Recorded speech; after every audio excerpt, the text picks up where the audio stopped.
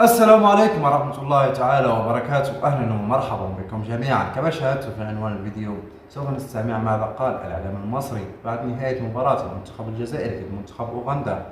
بدون إطالة يا شباب، هيا نستمع ماذا قال الإعلام المصري.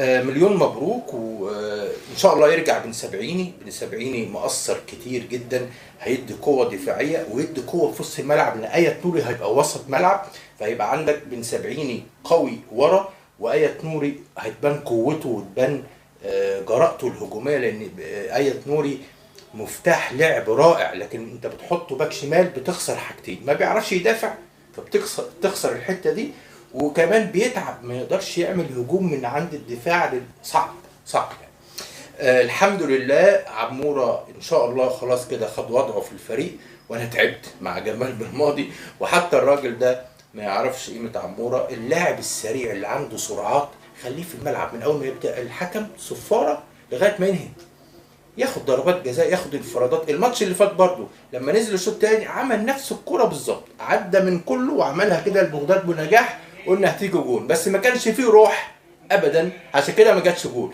النهارده من الروح الحلوه، يعني حتى بعد الهدف الثاني بغداد بنجاح، احنا عارفين المهاجم بيزعل انه ما بيسجلش، بغداد بنجاح جري على عموره وشاله كده في حضنه، يعني رساله وصوره لقطه بتقول لنا ان اللعيبه الجزائريين قلبهم على بلدهم وقلبهم على علم البلد. بغداد بنجاح ما بصش لنفسه ابدا، ولا زعل ان هو نفسه اللي كان هو يسجل، لا، جري على عموره وحضنه وقال له انت يا عموره السبب في الهدف، وفرحوا بالهدف.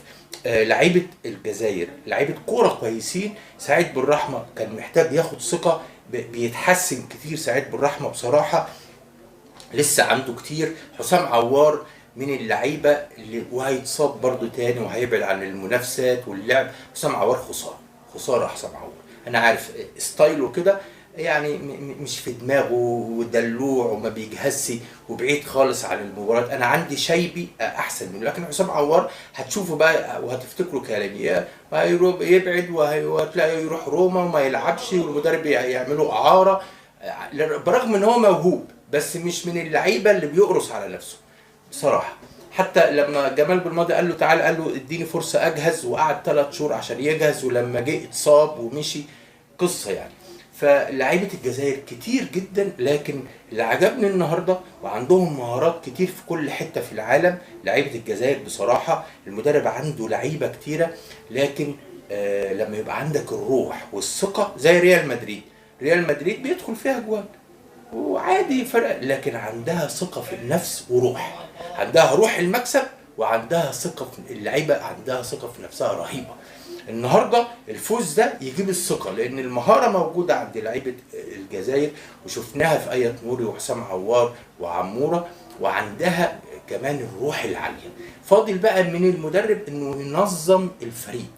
دفاع الجزائر عنده مصيبتين، بيلعب وحش جدا، مفتوحين وبيبيعوا نفسهم. النهارده مدني الهدف الاولاني، طب حتى المهاجم ادخل عليه رقصني ويجيبها جون، اقف اقفل عليه بصراحه الف ب كوره.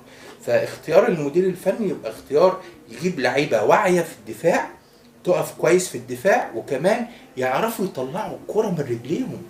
ده انا فاكر بليل السنه اللي فاتت واللي قبليها كان بيقف كده ويشاور لهم، بيلعبوها في المدرجات، 3 كور والله تتلعب لبليلي في المدرجات كده، راح بليلي عامل لهم ازاي؟ العبوها، العب جوه. النهارده بغداد بنجاح عمال يقول لهم ايه؟ العبوها هنا عندنا جوه. يعني بصراحه يعني انا قلتها حتى في التحليل، قلت ياخدوا جايزه دفاع الجزائر، ياخد جايزه اسوأ فريق بيطلع الكوره من ورا، بتطلع في الاوت، وحشين جدا جدا يعني. وسط الملعب لازم يتظبط احسن من كده، الوحش ما يجيش، ما تجيبليش لعيبه ما بتعرفش تباصي، ده منتخب. ليه السيتي مكسر الدنيا؟ السيتي ليه مكسر؟ رودري اللي في وسط الملعب، رودري ده لما بيغيب عن السيتي بيبقى قليل قوي. رودري بيلعب مع السيتي يكسب كل الماتشات وسط الملعب.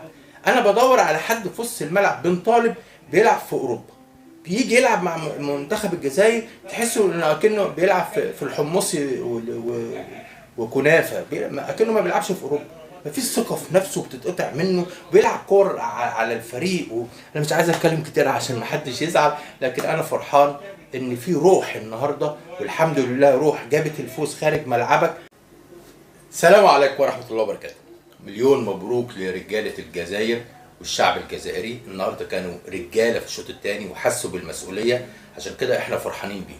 لكن الاداء في حاجات كتير عايزه تتظبط، ده دور بقى المدرب الجديد. انا زعلان، ادعمونا يا جماعه بلايك. انا مش عايز منك الا تدوس لايك دلوقتي علشان نفسي اكمل معاكم. انا نفسي اكمل معاكم، انا معاكم في الهزيمه وفي الفوز الحمد لله، مخلص معاكم تماما وبتلاقوني على طول. فاتمنى منكم انك تدوس لايك وتدعم. مشاهدات بتقل كتير، لكن الناس اللي عندها متابعين بيحبوها وبيتابعوها بيفضلوا مشاهداتهم كويسه. احنا المشاهدات بتاعتنا قلت، معرفش ليه. فلو سمحت ادعمنا علشان نستمر معاك. بس انا عايزك تدعمني مش عشان حاجه، والله انا عايز استمر، لان كل ما المشاهدات. كما استمعنا جميعا ماذا قال الإعلام المصري بعد نهاية مباراة المنتخب الوطني الجزائري ومنتخب أوغندا. المنتخب الجزائري للأمانة قدم مباراة كبيرة.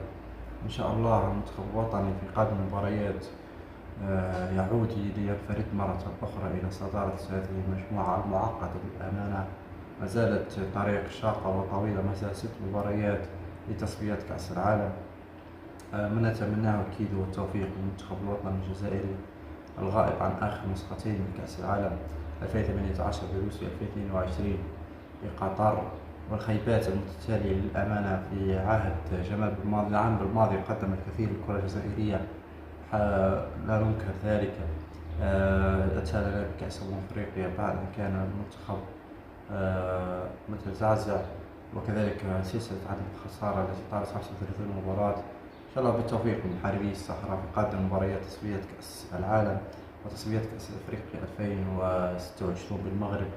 وهنا شباب لكم قد وصلنا إلى نهاية الفيديو، لا تنسوا العمل باللايك الفيديو والاشتراك في القناة على زر الجرس لكم جديد رقم غريبا.